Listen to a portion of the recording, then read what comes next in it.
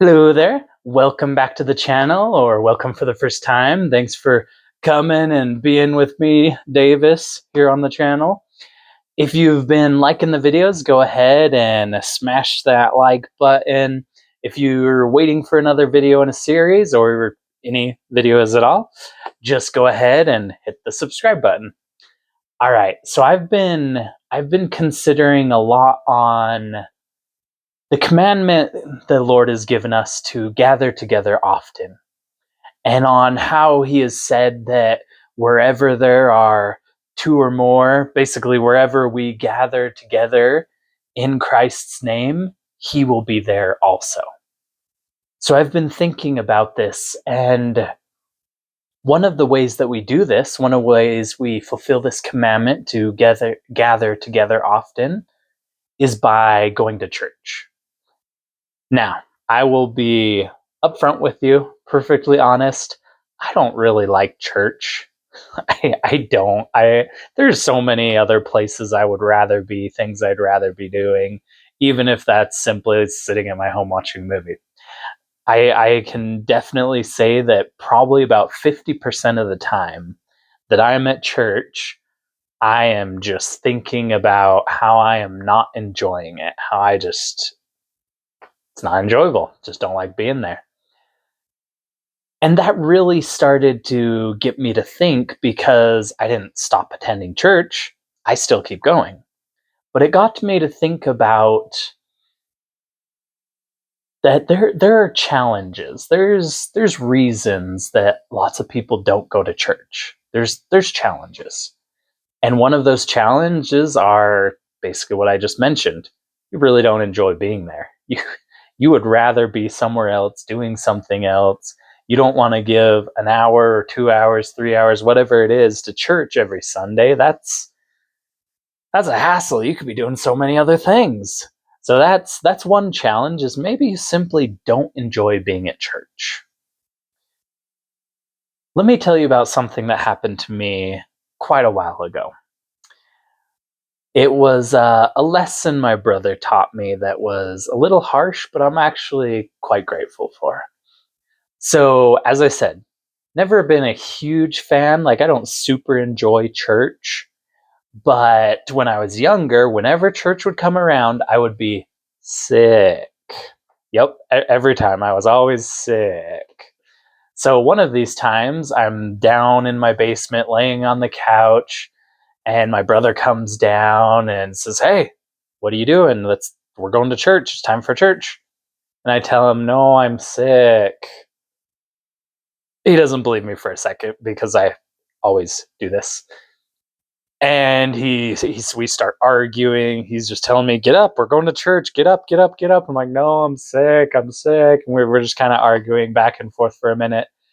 And then he just kind of stares at me for a long moment, and then says something very close to this. He just basically says, "Do you even love God? Sure doesn't seem like it, because you are not keeping his commandments. You obviously don't love God." Now, he couldn't have said it any nicer than that. He may have said it even a little more bluntly than I just said it. But that hit me. That felt like a punch to the face. It was a blow. And I was pretty upset about it at the time. But it made me realize he knew something I didn't. He knew that when we follow God's commandments, when we follow what he's asked us to do, we're showing our love for him. I mean, in the scriptures, he says, "If you love me, keep my commandments." My brother knew that. But at the time, it wasn't in my thick skull. I hadn't realized this yet. So going to church, it's not just about enjoying it. If you do, great. And you can change your perspective and you can enjoy it. But it's not about that. It's not about enjoying being there. Going to church in a huge way is about showing your love for God. because he has asked us to gather together often in his name. So when we do that, when we go to church, when we gather together, we preach of Christ, we teach of Christ, we look for the welfare of our brothers and sisters around us. When we do that, it's a sign. It's a sign saying, hey, God, I love you. So don't think about it in, I'm not really enjoying church. Maybe I should just not go. It's not enjoyable. We're going to have to do a lot of things throughout life that we don't enjoy. That's just a simple fact. If you never do things you don't enjoy, I want what you're having, because you are obviously in another world. So think of it in that way. You're showing God that you love him because you're following what he's asked you to do, not, I'm not enjoying this. Another challenge that can come up that I've heard a lot is the hypocrisy. There are a lot of hypocrites at church. I hear that all the time. And you know what? I'm not going to disagree with it. In fact, if your definition of a hypocrite is someone who doesn't live up to the ideals of what they believe, every single person in church is a hypocrite. Every single last one of them is a hypocrite, if that's your definition. Now, some are more hypocritical than others. I totally get that too. Some people will talk and they do none of the walking. Some people will talk and they do some of the walking. But there's no person there that does talking and all of the walking. They cannot walk the talk entirely. And that's because they're imperfect. They're sinners. And let me give you a little revelation here, in case you haven't come to this yourself yet. You're a hypocrite too.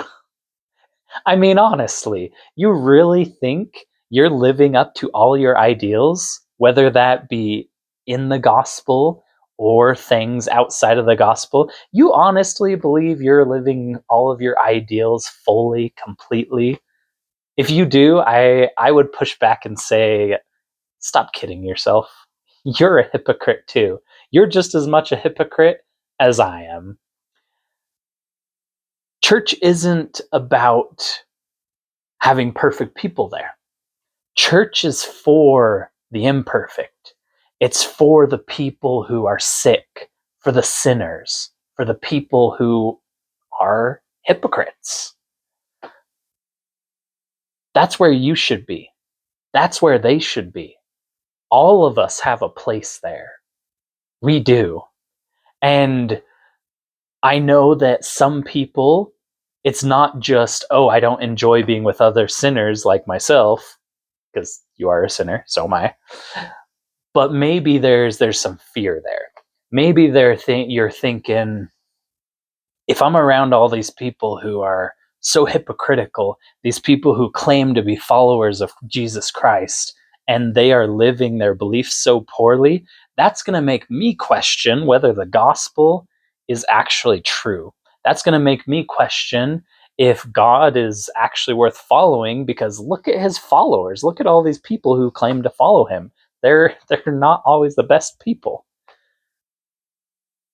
The best answer I've heard for this, it actually came from a preacher that I heard the story of. So someone came to him and they basically had this same fear or question, whatever you want to call it. And they confronted him, basically said, hey, you don't live up to everything you teach. These people don't live up to everything you teach. Obviously, the gospel is a sham. It's false. It's a lie. And this preacher, his response was, I think, one of the best I've heard for this. He said to this person, just because I am walking drunkenly on the path to my house doesn't mean it's not the path to my house. Maybe I'm stumbling, maybe I'm weaving and swerving, Maybe I'm really struggling to walk down this path. But that doesn't mean it's the wrong path. That just means that I'm not the best at walking it. And that's how it is with the gospel. Brothers and sisters, that's how it is with the gospel. The path, the gospel, it's the right one. It's true. It's the path. Just because all these other people in church are hypocrites, just because they're struggling, doesn't mean this isn't the path back to God. It simply means that these people are imperfect. That's a fact of life. Everyone is imperfect. And yes, I understand there are some people that are straight up hypocrites. They do not even try. They don't give a single little bit of effort to follow God, even though they claim to. I understand that. But the majority of people there, the majority of people who you see as hypocrites at church, they probably are actually trying. They probably are actually trying. Even if they look like hypocrites, because they are, they're not living up to the ideal. You're not living up to the ideal. I'm not living up to the ideal. Every single one of us is a hypocrite at one point or another. Every one of us. So don't let that keep you away from church. Don't let that keep you from keeping the commandment of gathering together often in the name of Christ. Don't let it do that. Don't do that to yourself. Because you're not going for these people. You're going for God. Who cares if the church is full of hypocrites? Who cares if these people aren't walking the talk? You do your best to walk the talk. You do your best to follow God and forget what they're doing. Because even if lots of people are imperfectly walking down the correct path, it doesn't mean it's the wrong path. Once you know it's the right path, no matter what other people around you do, does not change that fact. If you start following Christ, and then someone over here starts being a jerk, starts being downright evil, starts doing things and saying he's following God, well, first off, it's probably not a fact. It is not true. Those type of people are not really following God. Second, it doesn't matter. Truth doesn't change because someone else says something different. Truth is true now and always. If this path leads to God, then this path will always lead to God. Unless I guess God says otherwise. But barring that, truth is always constant. So if you've felt the truth of the path you're on, don't leave it or start doubting it because other people are walking down that path drunkenly. Don't do that to yourself. Keep going. Keep trying. Now, I kind of went on a rant with that. Sorry. But let me go into one more challenge, one more thing I've often heard people talk about that makes it hard to go to church. So this last part is offense, being offended. This is a big one. I hear about this all of the time. Someone at church offended you. They were rude, they hurt you, they made you angry, they did something that really got to you. Whether they meant to or not, something they did just offended you so badly, you just can't stand maybe even the sight of them. And when you get into that state, you're like, you know what? Nope, I am not coming back. I am leaving church because that person's here. I am never coming back because they offended me. Let me tell you a little story I heard not too long ago. There was this man who he had a high position in the church. He had his position, he had respect, he had responsibilities. And at one point, some false accusations were brought against him. blatantly untrue. But the church believed them. So they stripped this man of his position. He lost his respect. Him and his family were basically shunned by the congregation. And I believe they were even forbidden from taking the sacrament or the communion. Now, this family, they had every right to be offended. False accusations, being shunned, being forbidden from partaking of the sacrament, the communion.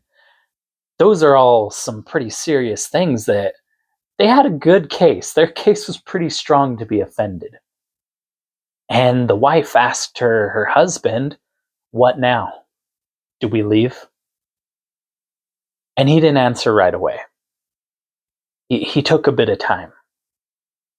But when he did answer, he basically let her know, "No, we are not leaving.